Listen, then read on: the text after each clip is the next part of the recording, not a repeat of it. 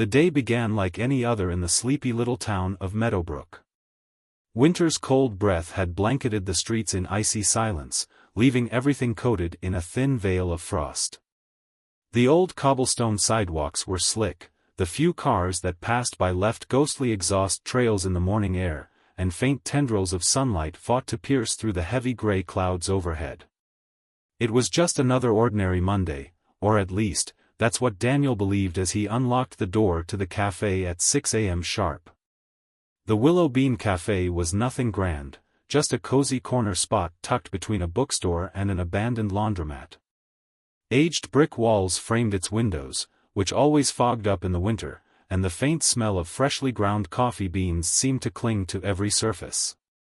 Daniel had worked here for the better part of 3 years, slinging cappuccinos and wiping down tables for minimum wage. Yet, despite the monotony, there was something comforting about the cafe's rhythm.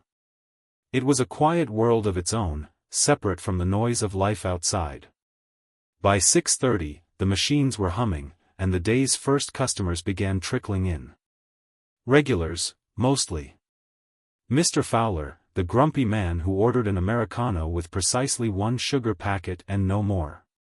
Lydia, the florist with hands stained green, who always left her change in the tip jar. They greeted Daniel with weary nods and half-smiles, grateful for a hot drink to ward off the cold.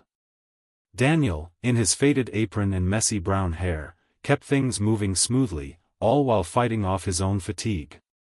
Around 8 a.m., the rush hit its peak. The bell above the door chimed every 30 seconds as commuters shuffled in, boots stamping against the doormat, scarves pulled tight around their faces. Steam rose in great plumes from mugs, and the cafe filled with the muted roar of conversations. Daniel worked in a rhythm: pour, steam, serve, repeat. He wasn't thinking about much beyond surviving the morning chaos. That's when he appeared. Daniel didn't notice him at first. The man blended into the crowd like a ghost, unassuming and quiet.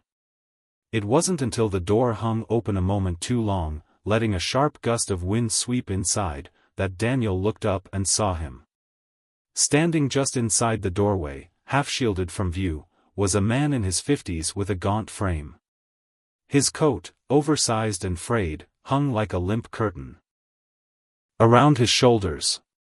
His hair was unkempt, tufts of gray poking out from under a faded knit cap.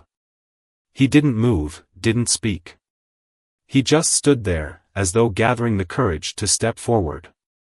The cafe's noise dimmed slightly as eyes turned toward the newcomer. Some customers stared openly, others averted their gaze as if not seeing him would make him disappear. Daniel's chest tightened. He'd seen men like this before, faces worn by life, voices swallowed by years of being ignored. He'd learned that people didn't want reminders of the world's uglier truths when they were sipping their lattes. Finally, the man moved, shuffling slowly toward the counter. Each step seemed like an effort. Daniel's pulse quickened as the man approached, his thin hands trembling slightly at his sides. When he reached the counter, his voice was little more than a whisper. "Sir. I just need to warm up." "I don't have." The man hesitated, staring down at the counter as though ashamed. Daniel didn't need to hear the rest. He could fill in the blanks. The man had no money. He was just another person the world had left behind, wandering through the winter like a shadow. Daniel glanced over his shoulder to see if his boss, Mr. Grant, was watching from the office. He wasn't. The man's eyes, when they finally met Daniel's, were striking. Pale blue and glassy, they looked like the surface of a frozen lake, still but hiding unseen depths. For a moment, Daniel hesitated, 1,000 thoughts colliding in his mind. The cafe had a strict policy: no handouts. The owner claimed it set a bad precedent and drove away paying customers. But then Daniel noticed the way the man's hands shook from the cold, how he swayed slightly on his feet, and all those rules seemed to blur. Without another word, Daniel reached for the largest mug he could find and began filling it with steaming black coffee. He added an extra splash of cream, something to soften the bitter edge, and placed it on the counter.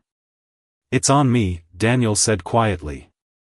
The man stared at the mug as if it were a miracle. His lips quivered, and for a second, Daniel thought he might cry. "Thank you," the man said, his voice cracking. He wrapped his hands around the mug as though afraid it might vanish.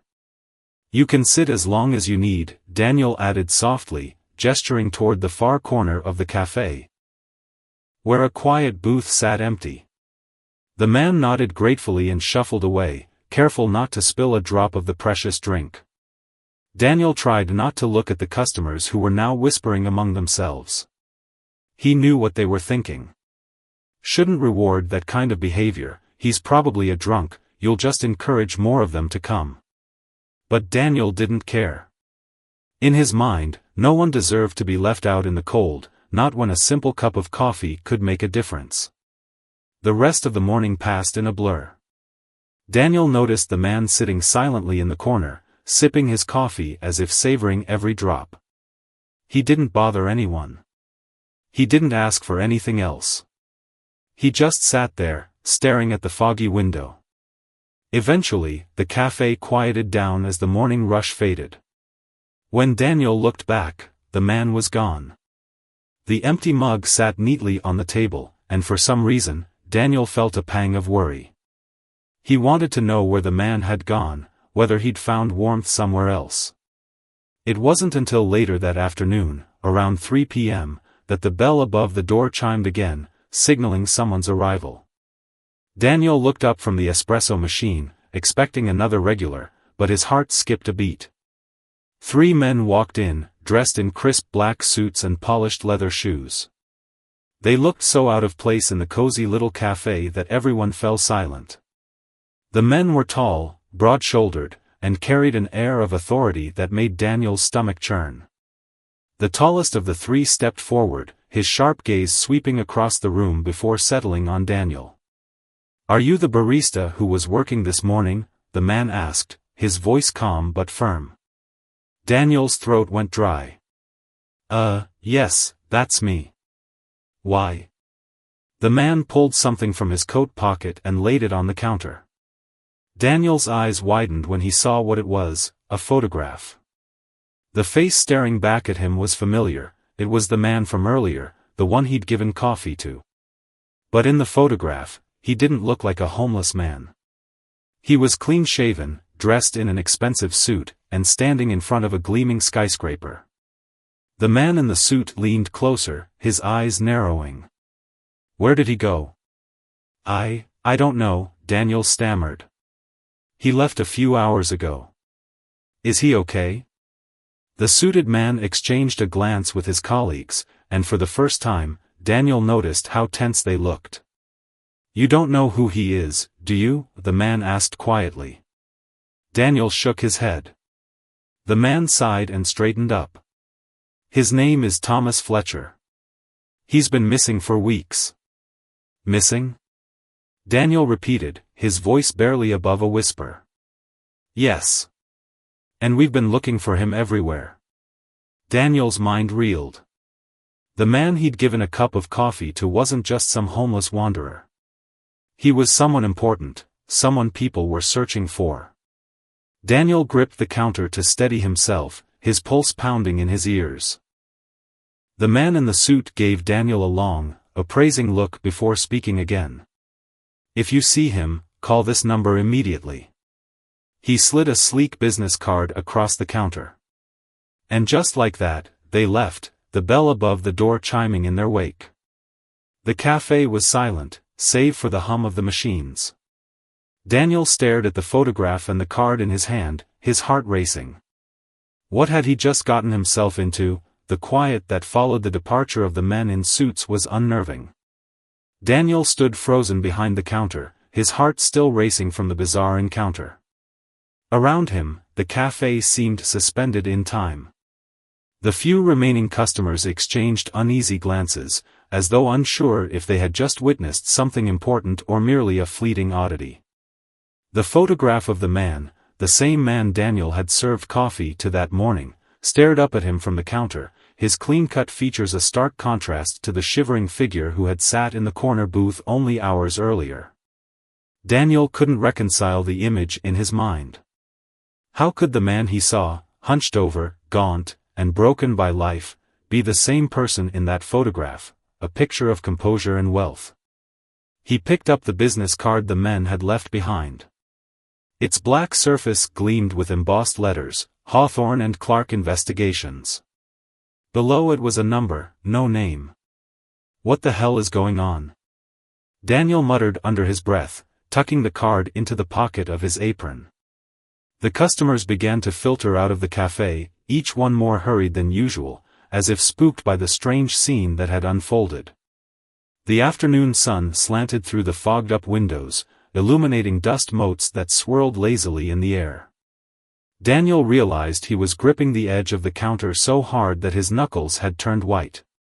He let go and exhaled a shaky breath, trying to pull himself together. "Everything okay?" The voice startled him. It was Lydia, the florist, peering at him with concern as she adjusted the scarf around her neck. She was the last customer left. Yeah, Daniel lied. Just, weird day. She glanced at the door, where the men in suits had exited moments before. Those guys looked intense. "You sure you're okay?" "I'm fine," he replied quickly, plastering on a faint smile. "Thanks, though."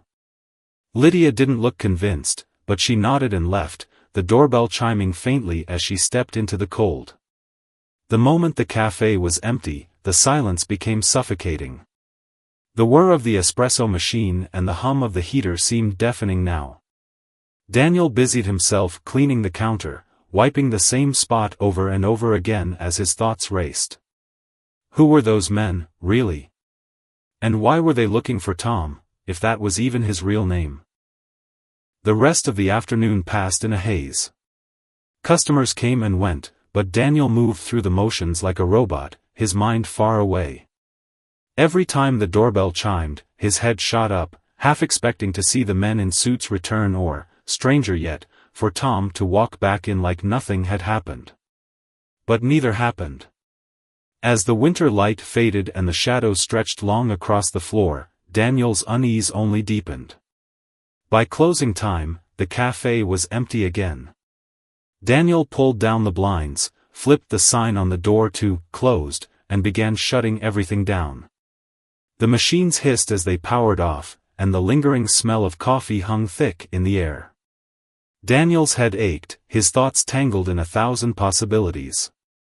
He couldn't shake the image of Tom's trembling hands wrapped around that mug or the unsettling authority in the voices of the men who had asked about him.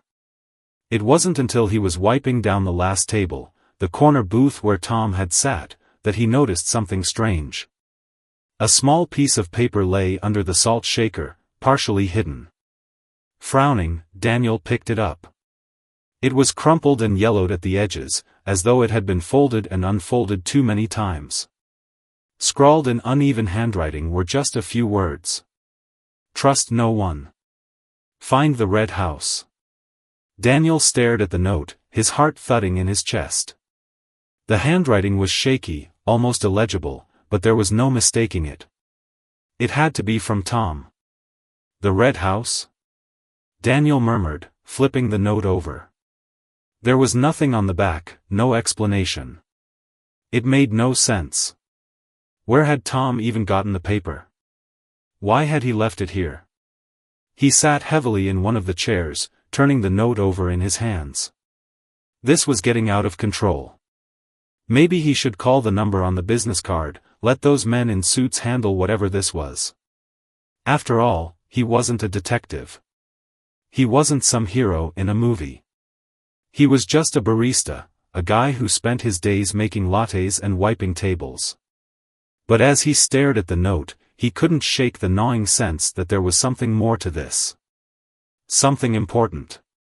The memory of Tom's hollow eyes haunted him, the kind of eyes that had seen more than anyone should.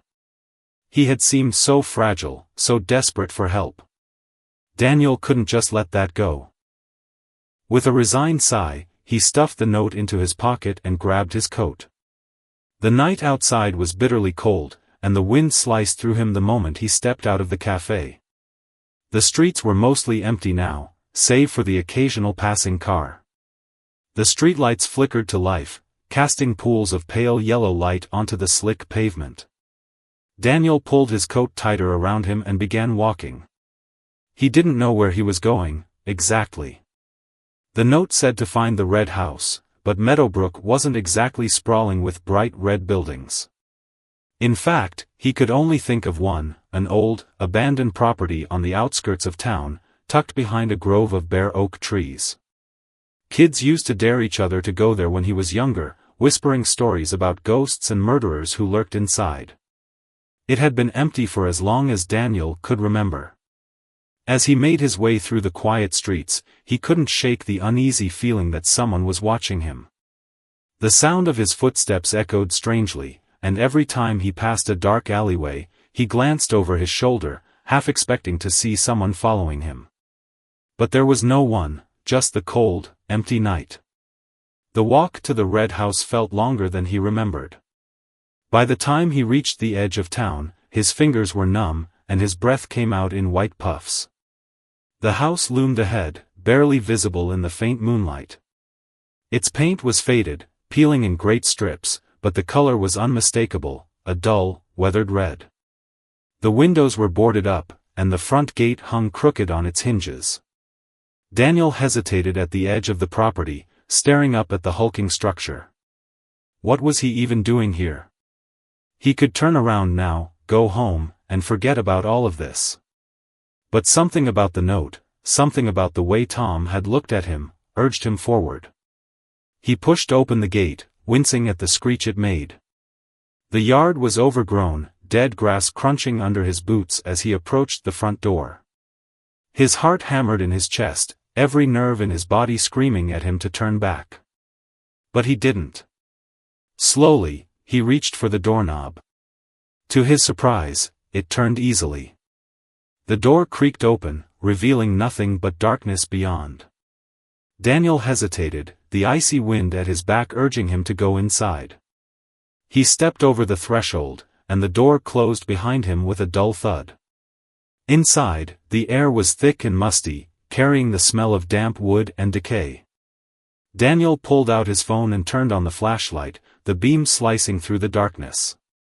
Dust motes danced in the light as he swept it across the room. The walls were bare, the floor littered with debris, old newspapers, broken furniture, shattered glass. "Hello?" Daniel called, his voice trembling slightly. It echoed faintly in the empty space. There was no response. He moved cautiously deeper into the house, his footsteps creaking against the wooden floorboards. Each shadow seemed to stretch toward him, and every sound made his pulse quicken. What was he even looking for? A clue? Tom himself? None of this made any sense. Suddenly, a faint sound reached his ears, something like a soft shuffling. Daniel froze, his breath catching in his throat. The sound came again, this time from upstairs. His flashlight trembled in his hand as he turned it toward the staircase. "Is someone there?" he called. There was no answer, but the shuffling continued, slow and deliberate. Against every ounce of logic screaming at him to run, Daniel began climbing the stairs. The boards groaned under his weight, and the noise grew louder as he reached the top. At the end of the hallway, one door stood ajar, a faint sliver of light spilling out from within. Daniel's heart pounded against his ribs as he approached it, his hand shaking as he reached for the doorknob. Before he could open it, a voice broke the silence. "You shouldn't have come here." Daniel spun around, his flashlight beam whipping through the darkness, only to reveal empty air. The voice sent ice through Daniel's veins, freezing him in place at the top of the stairs. It wasn't loud or booming, it was soft, almost a whisper, but in the oppressive silence of the old red house, it might as well have been a thunderclap. Daniel spun around, his flashlight darting across the empty hallway. The beam of light revealed nothing but peeling wallpaper, gaping holes in the ceiling, and shadows that seemed to stretch far too long. His breath hitched as he swallowed the urge to call out again. No, Daniel muttered to himself, gripping his phone tighter. You're just hearing things. It's just the wind. Calm down. But even as he said it, he knew it wasn't the wind. The air in the house was so still it felt like a held breath, like the walls themselves were waiting for something. The light spilling through the door at the end of the hallway flickered slightly, and Daniel forced himself to move forward, step by step. The faint creak of the wooden floorboards beneath him seemed deafening, as if someone, or something, was listening to every move he made. He reached the door and pushed it open slowly, his heart hammering so hard he could hear it in his ears. The hinges groaned as the door swung inward, revealing a room that didn't seem to belong in a house like this.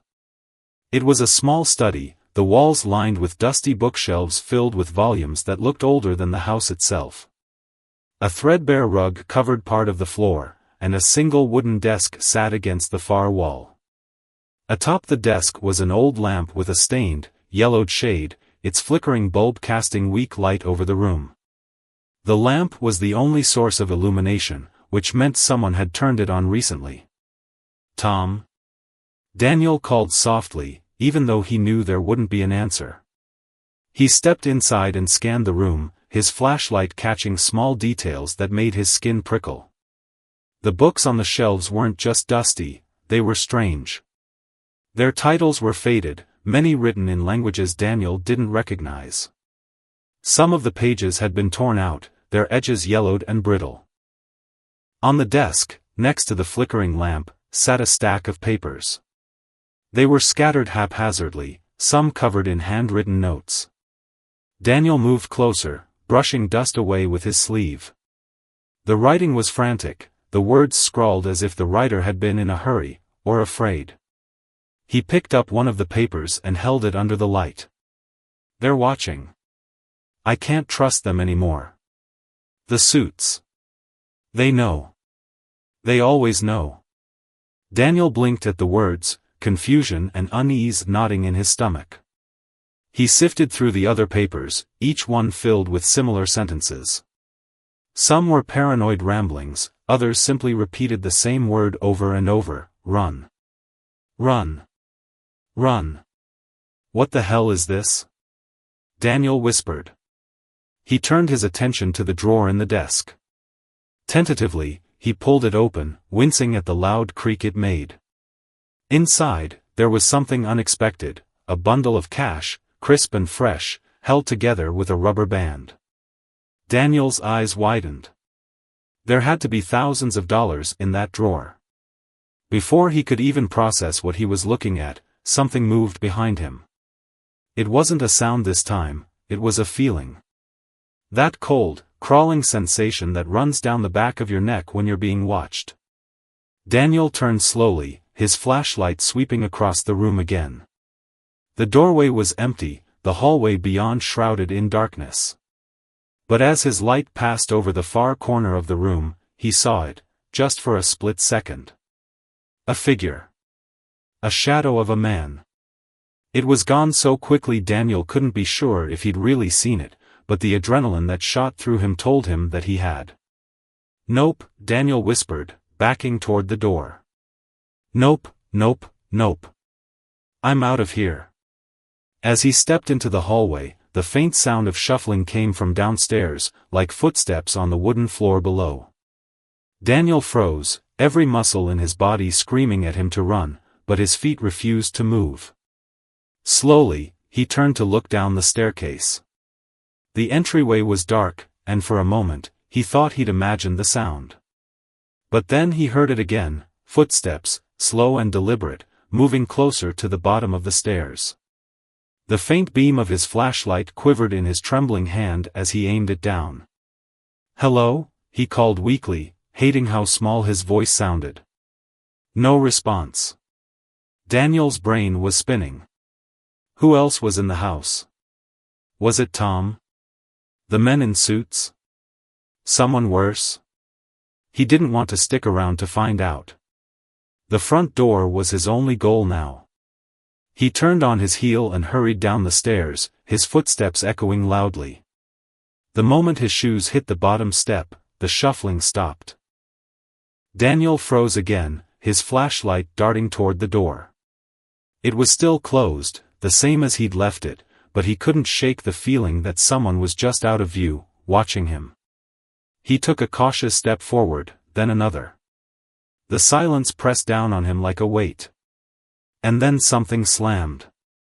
A door upstairs crashed shut so hard that the walls shook. Daniel let out a yelp and bolted for the front door. He grabbed the knob and yanked, but it didn't budge. No, no, no, he muttered, pulling harder. It was locked. Or jammed. Or maybe the house itself didn't want him to leave. A sound rose from behind him, something low and guttural, like the rumble of a distant storm. It sent shivers up Daniel's spine, and he didn't dare turn around to see what had made it. Instead, he fumbled desperately with the lock, his hands shaking as he twisted it. Finally, with a loud click, the door gave way. Daniel stumbled outside, the cold air hitting him like a slap to the face. He didn't stop running until he reached the end of the property, the crooked gate swinging shut behind him. He doubled over, panting, his breath clouding in front of him as he tried to calm his racing heart. The red house loomed behind him, dark and silent again, as if nothing had happened. Daniel stared at it for a long moment, his chest heaving. He felt like he'd just woken up from a nightmare, but the crumpled note in his pocket told him it was all real. The papers. The cash. The figure in the shadows. And that voice. You shouldn't have come here. It wasn't just a warning. It was a threat. Daniel stood there for several minutes, trying to gather his thoughts. He couldn't go back to the house, not after what had just happened, but he also couldn't ignore what he'd seen. Someone, maybe Tom, had been there, leaving behind those notes and that cash. And whoever or whatever else was in that house wasn't friendly. Eventually, Daniel forced himself to start walking back toward town. The streets were even emptier now, the lamplight doing little to chase away the dark. He glanced over his shoulder every few steps, half convinced someone was following him. But there was no one. Only his footsteps echoed in the stillness. When he finally reached his apartment, Daniel locked the door behind him and sank onto the couch, exhausted and shaken. He pulled the note from his pocket and stared at it again. Trust no one. Find the red house. Well, I found the damn house, Daniel muttered to himself. Now what? His phone buzzed on the coffee table, making him jump. With a shaky hand, he picked it up. It was an unknown number.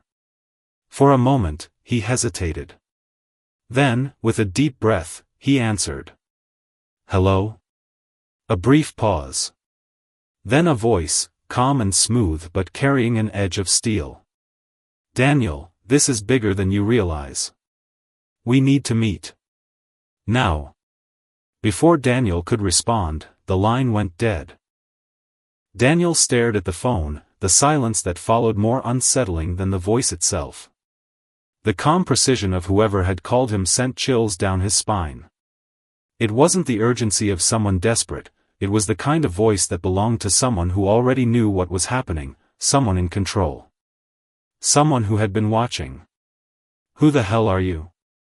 Daniel whispered to the dead line, as if it might offer an answer. He pulled the phone away and checked the number again.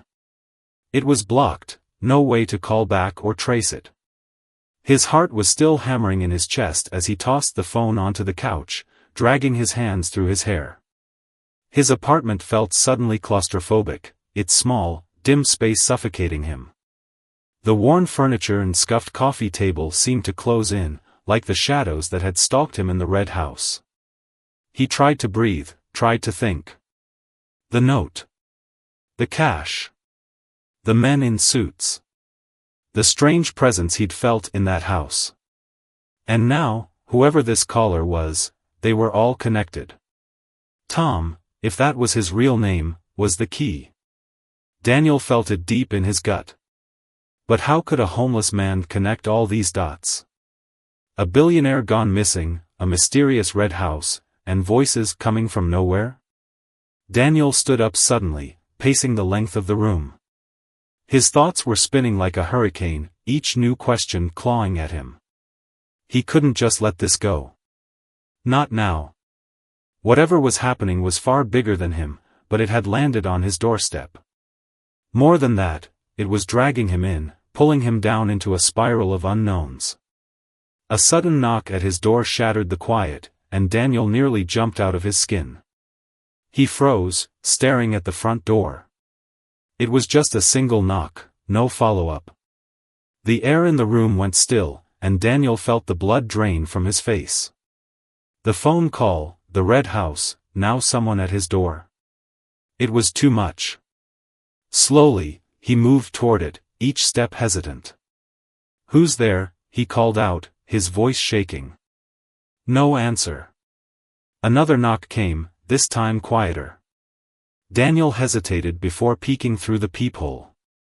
What he saw made his pulse quicken. A man stood there, face obscured by the brim of a dark hat, wearing a long trench coat. He wasn't moving, just standing still, as though he knew Daniel was watching him from the other side of the door. Every instinct Daniel had screamed danger. "Go away," Daniel called, trying to sound firm, though his voice betrayed his fear. The man didn't respond. Instead, he slipped something under the door, a small, white envelope. Then, as calmly as he'd appeared, the man turned and walked away. Daniel watched him disappear down the hallway and out of sight before he dared move. The sound of his footsteps faded, leaving the air heavy again. Daniel knelt slowly and picked up the envelope. It was blank. No name. No markings. His fingers trembled slightly as he opened it. Inside was a single photograph and another handwritten note. The photograph made Daniel's stomach drop. It was a picture of him, Daniel, standing behind the counter of the cafe earlier that day. The angle was strange, like it had been taken from outside through the window. His head was down, mid-task, completely unaware. His throat went dry as he turned over the note. This one was cleaner, more precise, unlike the one Tom had left. "They know you've seen too much. You need to leave. Midnight. The station." Daniel sank onto the couch, the photograph and note slipping from his hands. His head spun as fear settled deep in his chest. Someone had been watching him for a while, it seemed. The picture wasn't a coincidence. They had been tracking his every move, waiting for something. Midnight. The station. Daniel glanced at the clock on the wall. 9:17 p.m.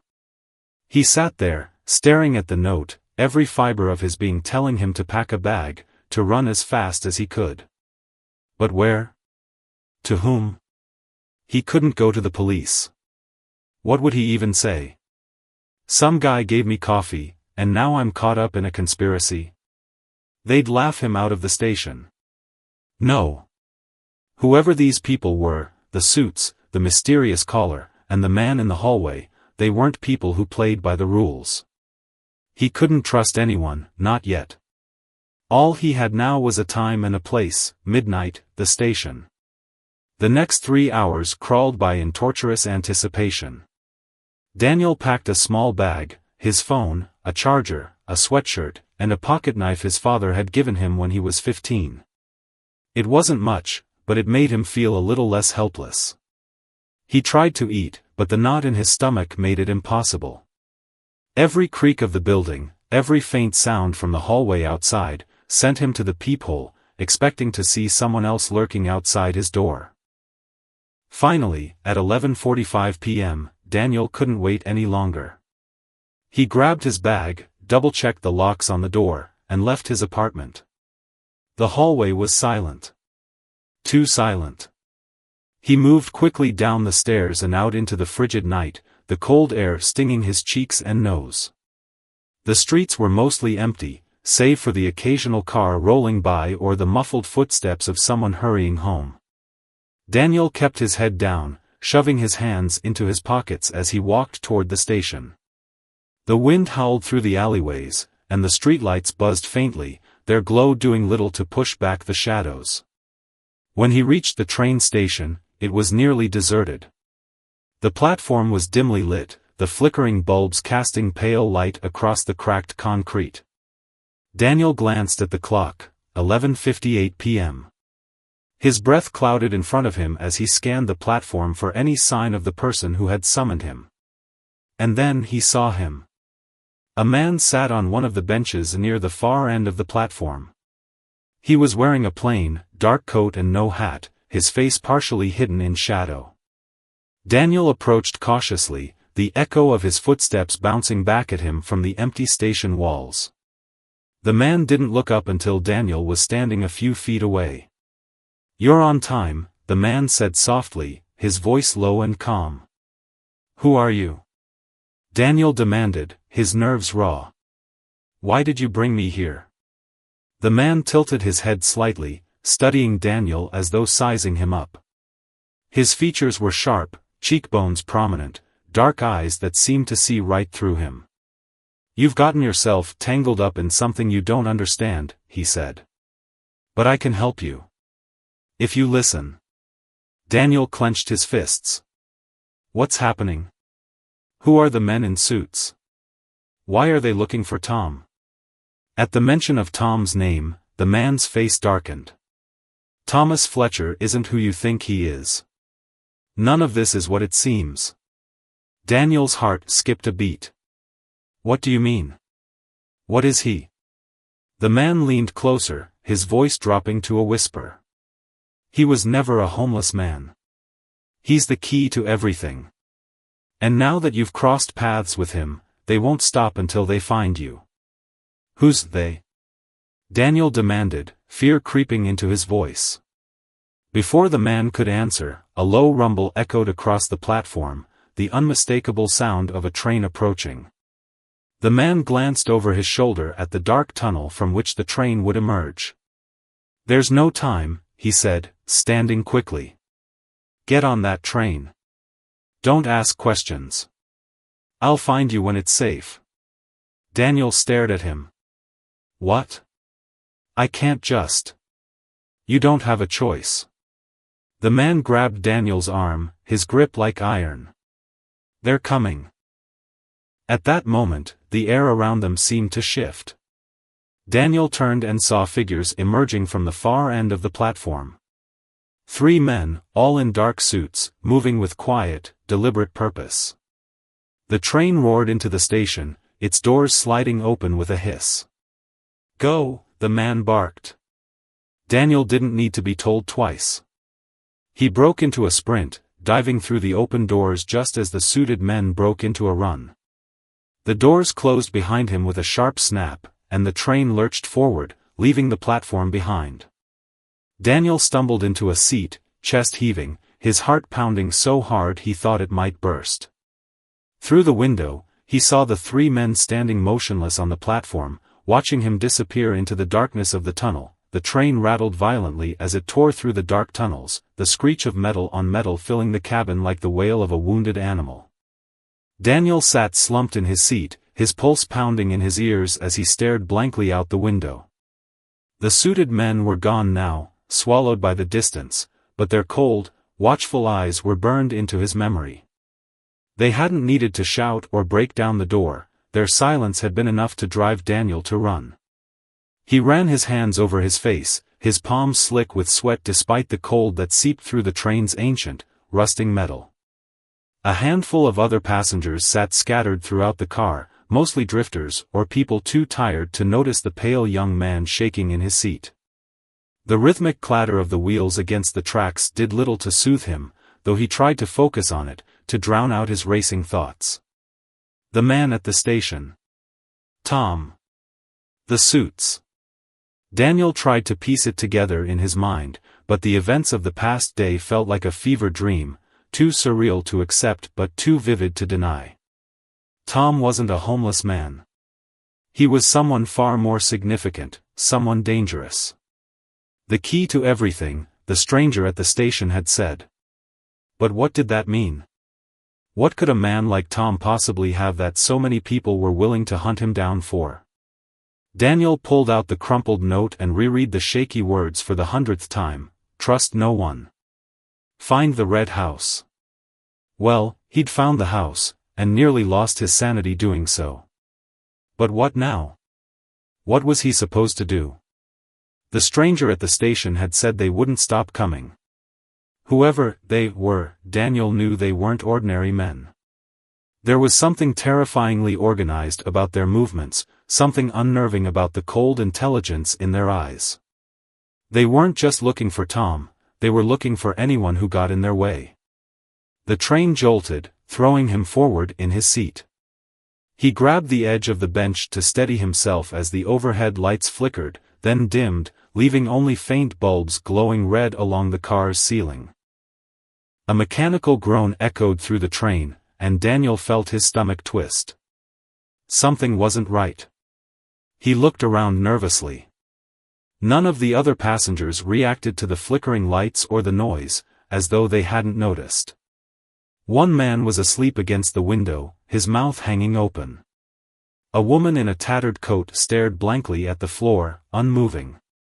Daniel glanced up at the nearest speaker, expecting an announcement. Instead, the lights dimmed even further until the cabin was bathed in shadows. The train was slowing down, the screech of its brakes shrieking through the tunnel. The passengers remained frozen, like wax figures, their breath misting faintly in the cold air. Daniel gripped the strap of his bag, his body tense. "Where are we stopping?" he muttered to himself, peering out the window. The view was nothing but darkness, no platform, no station lights, just a tunnel stretching endlessly in both directions. The train groaned to a complete stop, and Daniel's breath caught in his throat. Something was very wrong. He stood, his movements slow and deliberate, as though afraid to wake the others. The silence was oppressive, the train as still as a tomb. Daniel stepped toward the door at the far end of the car, his shoes squeaking faintly on the grimy floor. He pushed the button to open it, but nothing happened. He pressed it again, harder this time, but the door refused to budge. "Great," Daniel muttered under his breath, his voice barely above a whisper. He turned and looked back at the other passengers. They hadn't moved. Not one. He swallowed hard, his throat dry, and took another step toward the center of the train car. Then he heard it. A faint tapping sound echoed from somewhere up ahead. It was soft at first, barely audible over the silence, but it grew louder with each passing second. Tap, tap, tap. The sound was rhythmic, deliberate, and getting closer. Daniel's skin prickled as he turned toward the source.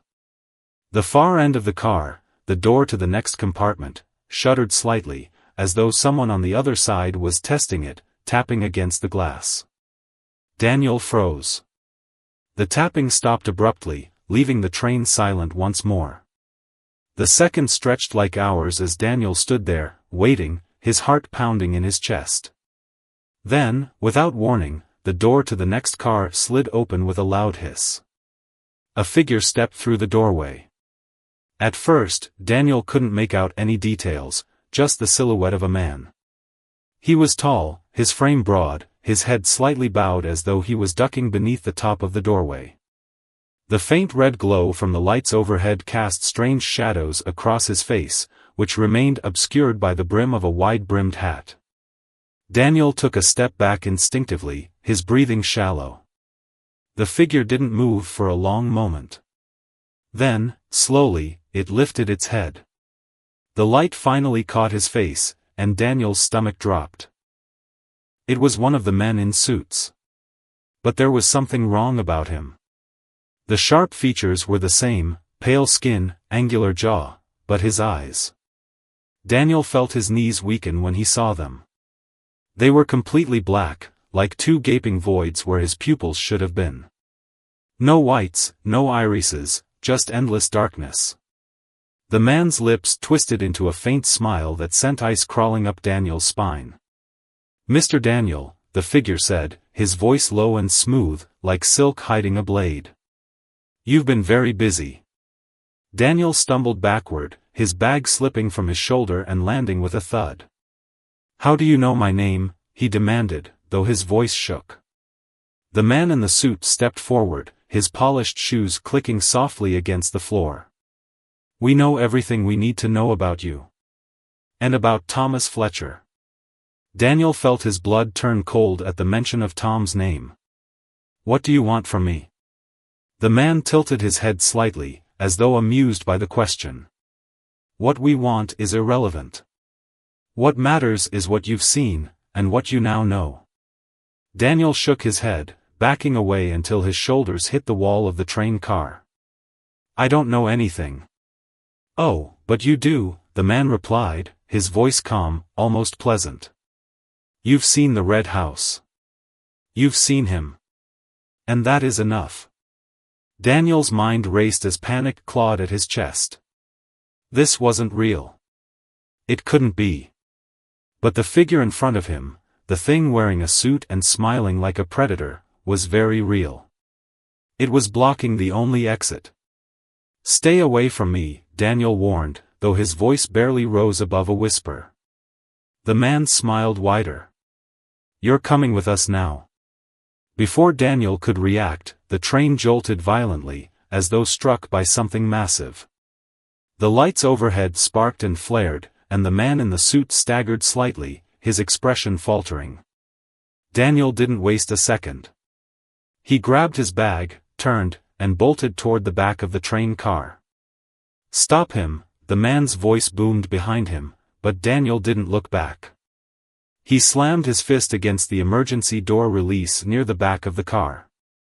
For a moment, nothing happened, then, with a hiss, the door unlocked and slid open, revealing the narrow metal passage between cars. Daniel ran, the wind whipping at his face as he crossed to the next compartment. He could hear footsteps pounding behind him, faster than any human should be able to move. Adrenaline roared in his veins as he threw open the next door and stumbled into another train car. This one was empty. Completely empty. No passengers, no seats, just a cavernous metal space that stretched farther than seemed possible. Daniel turned to look behind him and froze. The doorway he'd come through was gone. The man in the suit was nowhere to be seen, but Daniel could feel him, feel his presence like a shadow creeping along the edges of the room. He spun around, searching for another way out, but the metal walls stretched endlessly in every direction, reflecting his pale, terrified face back at him. Where am I? He whispered. The answer came not as a voice but as a feeling, a cold, suffocating certainty that something had gone terribly wrong. Daniel stood frozen in the cavernous train car, his breath shallow and unsteady as the reality of his situation settled over him like a shroud. This place, wherever, whatever it was, defied logic. The train he had entered just moments ago was gone, its familiar structure replaced by endless steel walls stretching into infinity. There were no doors, no windows, no sign of escape. Only the faint hum of something unseen, vibrating through the walls, like the pulse of a massive engine deep below. Hello? Daniel called, his voice echoing far longer than it should have, as though bouncing back from invisible corners. There was no response. The silence wasn't natural. It was heavy, oppressive, like the air itself had weight. Daniel took a cautious step forward, his shoes scraping softly against the metallic floor, the sound impossibly loud in the void. His mind raced for answers, but none made sense. Was he hallucinating? Dreaming? Dead? He reached into his coat pocket and felt the crumpled note, his fingers brushing against the rough paper like it was an anchor to reality. Trust no one. Find the Red House. The words had been cryptic before, now they felt like a cruel joke. He moved forward, one shaky step at a time, scanning the infinite space. It didn't seem real, like he was walking through a place constructed by someone, or something, that didn't understand how the world was supposed to look. The reflective walls warped his image as he passed them, his reflection moving slightly slower than him, its face twisted with an expression Daniel didn't recognize. He stopped, his pulse quickening as he stared at his reflection, which stared back, except the eyes. For just a moment, the eyes were black. Completely black. This wasn't a train anymore. It was a trap. "No," Daniel gasped, stumbling backward, his heartbeat pounding like a drum in his ears. He spun away from the wall, only to see a figure at the far end of the metallic void. At first, it was just a shadow, a faint outline against the unnatural light that seemed to bleed through the room. Then it moved. The figure stepped closer, slow and deliberate, its footsteps ringing like the clang of a hammer on steel. As it drew near, the details came into view. It was a man in a suit. No, not a man, a thing. Daniel's mind recoiled at the sight of its face. The same as before, sharp, angular features and eyes that were bottomless pools of darkness. But this one's face was cracked, like porcelain, and those cracks spread as it smiled. "Daniel," it said, the voice not quite human. It reverberated unnaturally, as though there were multiple voices beneath the surface, some deep, others sharp like shards of glass. Daniel backed away, his chest tightening, his legs shaky and weak. What are you? What do you want?" The thing in the suit tilted its head slowly, unnaturally far, as though testing the limits of its neck. "You were warned," it said. "You were told not to interfere." "I didn't do anything." Daniel shouted, his voice cracking as panic overtook him. "I don't even know what's going on." The figure's smile widened, the cracks spreading further across its face like splintered ice. "Ignorance is no excuse. You saw him. You saw what he is. Now you're part of this." Daniel's stomach dropped. Tom. Everything came back to Tom, the man who looked homeless, who had begged for warmth and a cup of coffee. What is Tom? Who is he? Daniel demanded, though he wasn't sure he wanted the answer. The figure's expression didn't change, but the air around it seemed to shift, growing colder, heavier. "Thomas Fletcher is the crack in the wall. The broken link. He was supposed to remain hidden, unseen. Your kindness brought him into the light. And now, they know." "They?" Daniel echoed faintly, the word barely leaving his lips. The figure stepped closer, its footsteps heavy and deliberate. "The ones who move in the dark. The ones who have been watching since the beginning. The moment you crossed paths with Thomas Fletcher, you became a thread in the tapestry. Now they will unravel you." "I don't know what that means." Daniel's voice trembled as he stumbled backward, his back hitting the cold steel wall. "I didn't ask for this. I was just doing my job." The figure paused, standing a few feet away now, its face contorted into a grotesque mockery of a smile. "And yet here you are. You gave him warmth when he had none. You gave him hope when he deserved none. And so the consequences fall to you." Daniel shook his head wildly, tears stinging his eyes as he struggled to make sense of the words. "I don't deserve this. I was just trying to help him. I didn't know." The thing's face twitched as though its expression faltered for the briefest moment, but then its voice darkened, growing colder still. "Intent is irrelevant.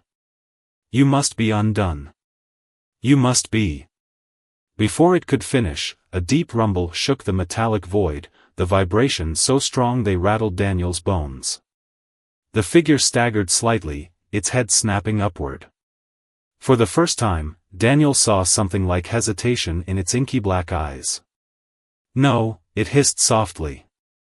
"Not yet." The rumble grew louder, the walls around Daniel shuddering as though something massive was clawing its way toward them. Daniel pressed his hands to his ears, the sound deafening now, rising to a pitch so sharp it felt like needles piercing his skull. The figure turned its gaze back to Daniel, its twisted expression fading into something more sinister. "We will find you again," it whispered. "You cannot hide." Then, in an instant, it vanished, like smoke blown away by the wind. The walls around Daniel trembled violently now, cracks forming in the steel, jagged lines spreading outward like lightning. A deep roar echoed through the space, and then, with a final deafening shudder, the walls collapsed inward. Daniel's scream caught in his throat as the void swallowed him whole. Daniel's eyes shot open, his lungs burning as though he'd been underwater. He coughed violently, struggling to pull in air, the sound of rushing wind filling his ears. Blinking against the light, he realized he was lying on something hard and cold. He pushed himself up on trembling arms, his vision clearing. He was back. The train platform stretched out in front of him, dimly lit and completely empty. The clock on the wall read 1:13 a.m. Daniel looked around, his chest still heaving, his clothes damp with sweat. There were no signs of the suited men, no cracks in reality, no unnatural figures. Just the empty station. Had it been a dream? A hallucination? Daniel pulled the crumpled note from his pocket. It was still there. Trust no one. Find the red house. He felt his pulse quicken again. It wasn't a dream. It was real, every twisted, impossible moment of it. The man in the suit had been real. The darkness, the void, all of it. And they were still looking for him. Daniel stumbled to his feet, his legs weak but functional. The quiet of the platform was unnerving, the air still too heavy. He didn't know what to do or where to go, but one thing was certain, he couldn't go back to his apartment, his job, or any part of his old life. Whoever, or whatever, these people were, they weren't going to stop.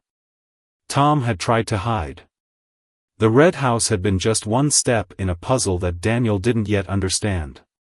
He needed answers. He needed to find out who Tom really was and why the world, or whatever force hunted him, wanted him erased. Clutching the note like a lifeline, Daniel walked toward the exit of the station. The city was silent, sleeping beneath its blanket of frost, but Daniel couldn't shake the feeling that somewhere, hidden in the shadows, someone was watching him. Waiting for him to make his next move. And whatever he did next, it had to count.